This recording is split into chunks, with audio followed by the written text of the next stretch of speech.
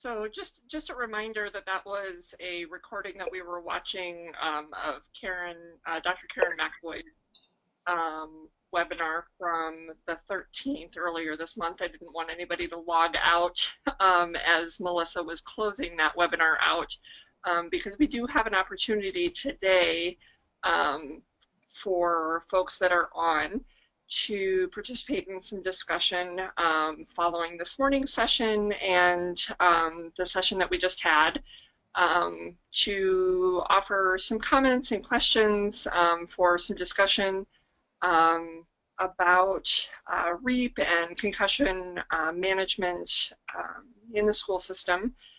So I'm just going to go ahead and close out that recording, and for the sake of just having something up on the screen,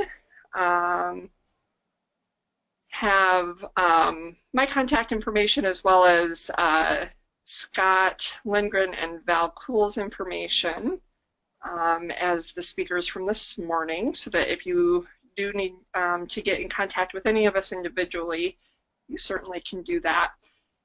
And we've had Melissa Morford, our staff out of Iowa City with the Brain Injury Alliance, has been working with us today to manage questions and collect questions throughout the day that have been coming in so that we can address those.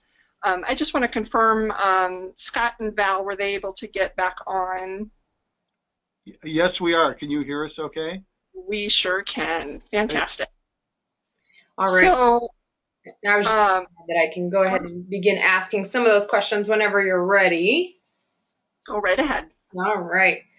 So the first question here is, or just comment is, if you could go ahead and maybe just describe some of the handouts that are listed in the handout section on the GoToWebinar control panel and what those are for or the intended use.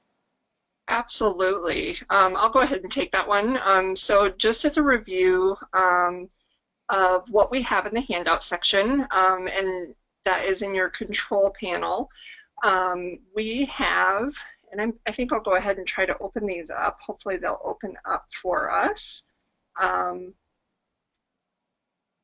Here we go. We've got the first handout here is the brain behavior relationships. It's just a one-pager. It hopefully can be helpful possibly for teachers, coaches, variety of maybe family members, a variety of team members that might be dealing with concussion or brain injury for the first time. And it might give some information on how the different lobes of the brain may affect and have different symptomology. So different areas of the brain control different areas, and Scott really covered that very well earlier this morning. And so that handout may be helpful to you in describing different symptoms of brain injury, or may come into play with some symptoms of concussion. So that is the brain behavior relationships handout. The second handout is just your PowerPoint for today from this morning, so that you can print that out and have that handy for you if you wanted to take notes or share that information. The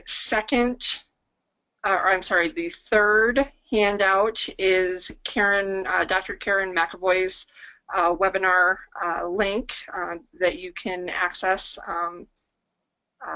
for her information. The fourth one is the link to the REAP manual.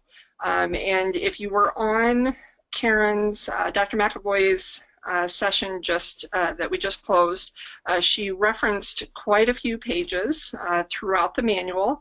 And this is the link that you can go to and download this PDF. It's the Colorado manual as it stands currently, and it's downloadable. It is free for you to utilize currently. This is the manual that we are currently working on Iowanizing, and once that is available. We will be sending that out. We're going to be working in a variety of ways to get that out to a variety of sources. We're going to be working to get that out to the school districts, at least one copy to every school district to start with. But again, the link will be available for a online copy. And then the last handout, the fifth handout that's there, is just a one-page teacher handout that provides the symptom wheel and some areas of concern that is directly pulled out of the REAP manual that might be helpful for teachers to reference. So those are some handouts that might be helpful for you. All right. All right, good deal. Move on to the next question here. And we kind of referenced this one earlier here today, but how can you help students reduce mental fatigue after a concussion? I'll take that one. As we talked earlier this morning, the idea of mental fatigue came up quite a few times, and after a concussion, that's due to the fact that there is injury to the cells of the brain, and we expect those cells to heal over the course of the 1 to 4 weeks that 80 to 90% of the students will recover in. And in order to help those students, here's some questions that teachers can ask themselves. And the first one is, how can you bring down the mental demands on your concussed students while still helping them to learn? Next one is focusing on conceptualization and less on memorization. Considering the idea of exempting or postponing tests and quizzes. Focus on the quality of learning rather than quantity. Letting the student demonstrate learning with fewer problems. Allowing the student to rest their eyes or head for 5 to 10 minutes per hour to refuel. We talked this morning about the idea that the mental fatigue is similar to the idea of the brain being a car that doesn't have enough fuel. And reducing in-class work, homework, and non-essential repetitive work. There's also ways that you can help them to organize their day. And you might be able to provide them with checklists or lists that analyze their tasks. Graphic organizers are a good way, particularly if there's a written essay or assignment like that. Schedules and fact sheets that they can refer to can be helpful and beneficial. And when you think about testing, think about using different ways to test that might be less taxing, using multiple choice or fill in the blank questions with a word bank to choose from, or having them take an open book test and even giving them the page number in the book where the answer can be found. So those are some of the strategies in the classroom that the teacher can think about. Does anybody want to add anything else to that? Okay. Yeah, all right. Next question here that we have is, how does a teacher know what symptom-based accommodations the student may need? Yeah, this is Scott. I'll try to answer that. I think that one of the things that you need to do in order to answer that question is to track symptoms, and that's a really important part of the REAP program. And I think as June pointed out when we were talking this morning, there in the appendix to the REAP manual, there's a nice checklist that you can use to track symptoms across a number of different areas, and it's in the appendix. So it focuses on some physical symptoms, including some vestibular, oculomotor, headache kinds of things, but also ones related to cognitive functioning and emotional state and sleep and energy and some of those kinds of symptoms too. So you can track both physical and cognitive symptoms, and it's important to do that because first of all, you do need to track those to know where you are in recovery and what the student needs next, but also to match your accommodations to those symptoms. So if a student isn't having any problem in a particular area, obviously you don't need to do anything special to adjust for that kind of an issue. So matching the accommodations, the adjustments that you make for that student, if you're tracking those symptoms, you can definitely figure that out. I mean, obviously you can also, teachers can be aware of how the kid's doing in school, how they're doing with homework. Are they able to handle all the homework that the other kids are doing? How's their performance? Are there drop-offs in the level of functioning? Are they doing fine? Are they, as Val was just talking about, are they fatiguing easily? Those kinds of issues then bring up the need to adapt different kinds of interventions, and some of those are listed in the REAP manual. And there's also, I think we had mentioned this morning, there's a great resource, Get Schooled on Concussion, is written by teachers for educators, and really does focus on the kinds of accommodations that are needed for particular kinds of symptoms or particular kinds of learning or behavior problems. All right, good deal. I think we have another question here, and that response kind of helps segue into this next question is, who is developing the REAP protocol for Iowa, and when will it be ready to roll out? I can take that question, Melissa. The Iowa Concussion Consortium, there are some leaders in that group who are working together to Iowanize that protocol. The Rocky Mountain Hospital for Children owns the protocol, and there are some pieces of that protocol that can be customized. And so currently the Iowa Concussion Consortium is going through and customizing those pieces, and we'll be sending those back in for edits. We are hoping that those will be completed within the next, I would say, six months for rollout here in Iowa. We are then also looking forward to additional targeted trainings. The hope is to have Dr. Karen McAvoy to come out to Iowa to do some targeted trainings, as well as some trainings presented by members of the Iowa Concussion Consortium across the state that will provide information about REAP to targeted audiences. All right, good deal. Next question here is, how does the school team know when a student's symptoms have resolved? I can take that. This relates actually to the question I was answering earlier about making accommodations for particular kinds of symptoms or problems. If you're monitoring a child's symptoms or a student's symptoms, you're going to have some idea of where things are at. And it's going to be important not just to rely only on the report of the student, since they may have reasons to deny some symptoms even if there's still a problem.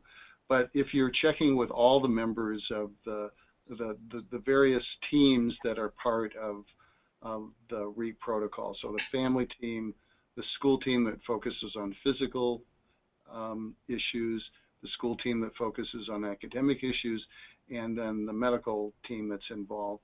If you focus on asking all of those team members what's going on with symptoms or with performance or anything else, you can find out if there's still problems in particular areas that require attention. And if there are still problems, and by problems I mean things that are new that developed after the concussion that weren't pre-existing conditions that have just simply continued, if you still identify those, then you need to continue with making accommodations to manage the concussion. However, if all the teams are agreeing that the the student is now symptom-free, based on the ongoing assessment, then it's possible to go ahead and make a decision to try out some a return to play, and certainly by that time you would have already been doing a return to learning without all of the accommodations that would have been needed right after the concussion. And for return to play, it can be tricky. There's a nice chart in the REAP manual that talks about a graduated return to play, and that's really how you approach it when you start to decide. Okay, everybody thinks the child is symptom free at this point, and so it's time to give a return to play a try, and you move from no activity up to light aerobic exercise and some sports specific exercise, then some full contact or full bore practice, and then a return to actual competition. But at each of those steps, if you see symptoms coming back, if you see problems developing, you back off and go back to the prior level of that graduated return to play. So I think that's a real logical, smart way to do it. It makes sure that you're not returning kids too soon, but you're still giving them a chance to get involved and to try to do as well as they can. And if they can do that without symptoms, then they can move forward and do even more. All right, good deal. And next question here is, when should you write a Section 504 plan? And Scott and June, I can take that one. And we've been talking about this several different times today. We brought this up in the first webinar, and then the one that we just watched from Karen McAvoy also talked about when a 504 plan may be needed. And there's also really good information about this in the Get Schooled on Concussions, which Karen is one of the authors of. And so when we were talking earlier, we were looking at the time frame. Generally, adjustments would be for the first 4 weeks after a concussion, but there's no set time that triggers the writing of a Section 504 plan. There's no set symptom presentation and no set needed accommodation that triggers the writing of a Section 504 plan. So this, again, is going to be very individualized. And one of the comments in the Get Schooled on Concussions is, if you have a large school and you have more than 10 to 20% of your students that are going on to 504 plans, they encourage you to look at the kind of training and support that's given to the general education teachers and make sure that you really have everything in place and shored up for those universal kinds of interventions, which Karen referred to just a little bit ago as that Tier 1 level of support. And she also suggests that you look at the length of time that the recovery takes and or the severity of the symptoms. So if it's a long length of time and low symptoms, then you may formally write those supports into a 504 plan, because then those accommodations can take place for a longer period of time. And if you have a long length of time and a high level of symptoms, then you're going to need intense supports over a long period of time. And again, that may warrant the writing of a 504 plan. You probably don't need one if the recovery is short and the student is not experiencing a high level of symptoms. And you may or may not need it if it's a short length of time for recovery and the symptoms are high, because if they resolve quickly, you should still be able to just offer them adjustments in the general education classroom. And there's additional information on how to write a Section 504 plan that you can find in Get Schooled on Concussions. And It's usually because the intensity of a few symptoms are high, necessitating significant and/or extended academic accommodations. And, you know, when we have a 504 plan, it's very structured, it's very strategic, and the plan should be prescriptive, monitored with data, and time limited. All right, thank you. Next question here is, what do I do if I have questions about managing concussions in students that I work with?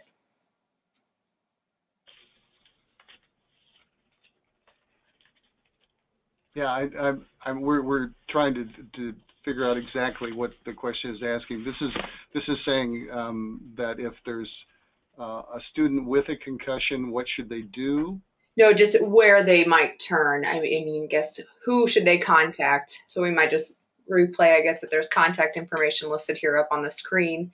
Anybody has any questions about anything related to concussions, they can certainly reach out to any one of these individuals here listed on the GoToWebinar screen. Yeah, that's definitely true. The other thing I guess I would just mention too is that not all of the area education agencies, but most of them have a team that is focused on working with students with brain injuries, and that team doesn't typically get contacted routinely on concussions that are new and being managed well in the school. But if kids don't respond well, respond well to the early efforts at management of the concussion, they may have a longer-term problem, and it may be important to get the brain injury resource team for that AEA or that school district, because Des Moines Public Schools have their own, to get them involved too. And so that's another source that you can contact. So you should be able to get that information through the AEA, or we could supply that for you if you want to email us. And I think I would also add to that it might be an opportunity to deploy REAP if you have a student that sustains a concussion. You might start utilizing REAP and open up the protocol and start evaluating who you might identify as point people in the different teams that might be able to utilize the protocol. And certainly, again, turning back to us as contact people and how we might be able to support you to develop that within your system. June, I agree. I think one of the things we want to make sure people understand is they shouldn't be scared off if they don't feel they know quite enough to do everything that might be needed by a child who's sustained a concussion. And that's one of the real advantages of having REAP available, is it does give us guidelines and structure. And there's a lot of really useful information just in the manual. And we keep talking about the manual as if it's 150 pages, and we're really just talking about about a dozen pages long. And so I think that's a great resource, and people shouldn't be afraid to try to use it. And then if they have questions, obviously if it's a kid in high school sports, they've had to have signed a form that says, hey, if I've got a concussion, I'm not going back into play until I've had release from a medical professional. So they're going to need to be checking with medical people about things anyway. But in terms of all the learning issues, there's certainly a lot of information on the websites we've already listed in the REAP manual and by contacting us if you don't have enough information. All right, the next question here. When will the AEA brain injury resource teams be involved in participating in the new trainings? Will AEA BERT team members have access to Iowa REAP materials to help spread the word and support local school districts? Yes, they will. In fact, this has been shared with them. And I think different AEAs are kind of at different spots with that. And as I mentioned before, there is the issue of most of those teams have not had a lot of contact with uncomplicated concussions that still require good management in the first few weeks after the concussion. But those aren't typically kids who get to the AEA BERT teams. But we certainly want those teams to be the regional experts in helping the schools deal with problems that come up with kids with concussions. So they need to be part of that whole picture. And I think I would add to that and just note that what we will do with this introduction information from today is that we will put together an email with the links to watch the recorded sessions, both this morning's session, Dr. Karen McAvoy's session, as well as these questions and answers and the handouts to be able to send out to different groups of people and targeted groups of people so that they can be rewatched. We recognize that this may be a hard time of year, end of school year for different groups of people to watch these webinars. So we want people to be able to access them at their own leisure for their schedules. And so we want this to be accessible. It'll also be located on our website at the Brain Injury Alliance of Iowa, so that it is accessible to as many people that can take the time to watch it. All right, great, thank you. The last question I can see up right now is, how can you help a student whose mental efficiency and memory are impaired?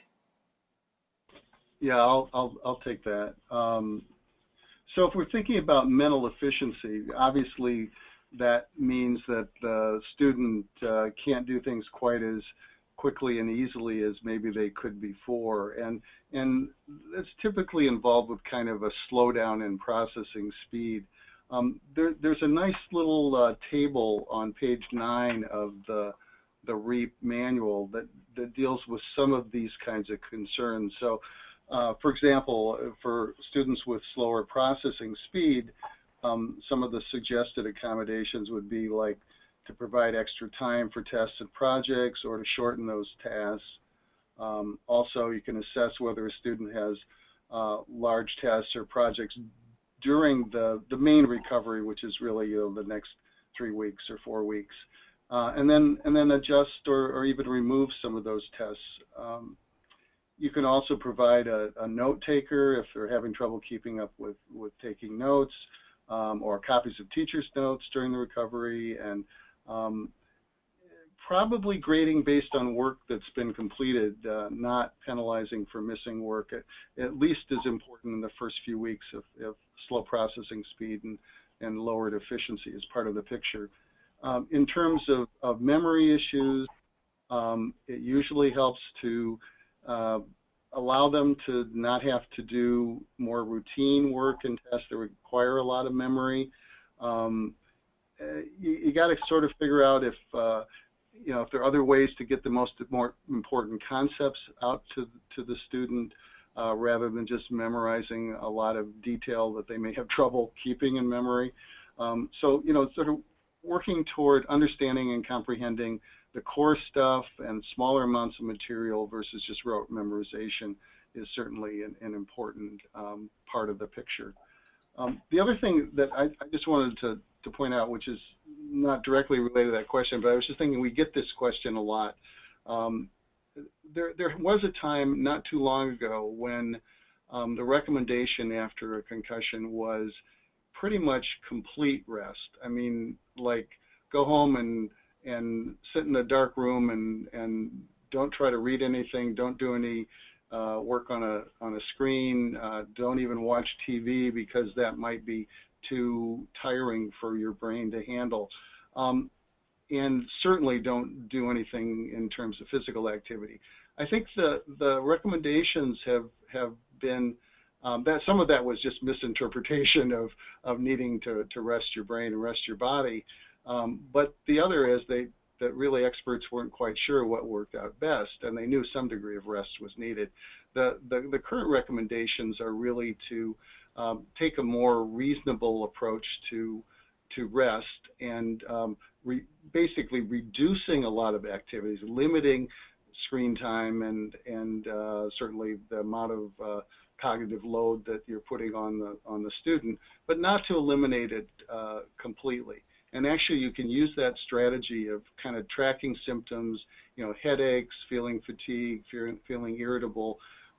If that's becoming a big problem, then you back off and then you do reduce things. You may also need, as we've said, to reduce stimulation from sounds or from light or that kind of thing, and that's also part of it. But some kids don't need that. And one of the things that people have been finding out is that if you take a more reasonable approach to limiting some of those activities, still limiting them, but not saying you can't do them at all, then kids don't seem quite as down and tending toward becoming depressed, because they're still having some contact with friends. They may still be allowed a little bit of time on the phone, or they're still keeping up with some stuff that, a game they might like to play online.